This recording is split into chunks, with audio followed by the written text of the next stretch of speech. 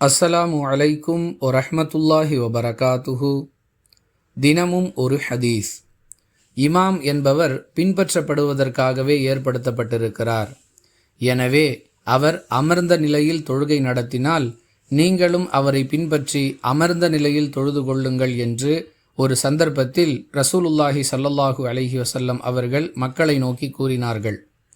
ஆனால் நபிகளார் தனது மரணத்திற்கு முன்பாக நோய்வாய்ப்பட்டிருந்த நிலையில் மக்களுக்கு அமர்ந்த நிலையில் தொழுகை நடத்திய பொழுது அவர்களை பின்பற்றி தொழுத மக்கள் நின்ற நிலையிலேயே தொழுதனர். இவர்களை நோக்கி நீங்கள் அமர்ந்த நிலையில் தொழுங்கள் என்று அல்லாஹுவின் தூதர் ஸல்லல்லாஹு அலைஹி வஸல்லம் அவர்கள் கூறவில்லை என அனஸ் ரதியல்லாஹு அன்ஹு அவர்கள் அறிவிக்கிறார்கள். நூல் புகாரி, ஹதீஸ் எண் 689.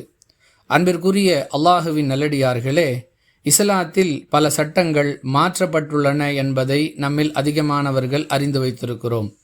ஆரம்பத்தில் ஒரு வகையான சட்டம் நமக்கு சொல்லப்பட்டிருக்கும். பிறகு தேவையை கருதி அல்லாஹ் அந்த சட்டங்களை மாற்றியிருப்பான்.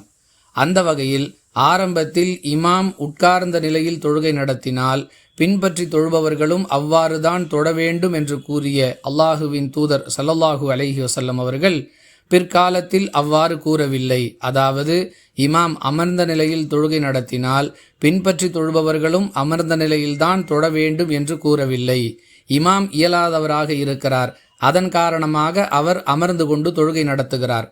பின்பற்றுபவர்கள் ஆரோக்கியமான நிலையில் இருப்பார்களேயானால் அவர்களும் அமர்ந்த நிலையில்தான் தொழ வேண்டும் என்ற கட்டாயம் இல்லை என்பதை உணர்த்தும் விதமாக அல்லாஹுவின் தூதர் ஸல்லல்லாஹு அலைஹி வஸல்லம் அவர்கள் இந்த மாற்றத்தை செய்திருக்கிறார்கள் என்பதை புரிந்து கொண்டு எது இறுதியில் நமக்கு சட்டமாக்கப்பட்டதோ அதையே நாம் பின்பற்ற வேண்டும் என்பது இந்த ஹதீஸ் நமக்கு சொல்லக்கூடிய பாடம்.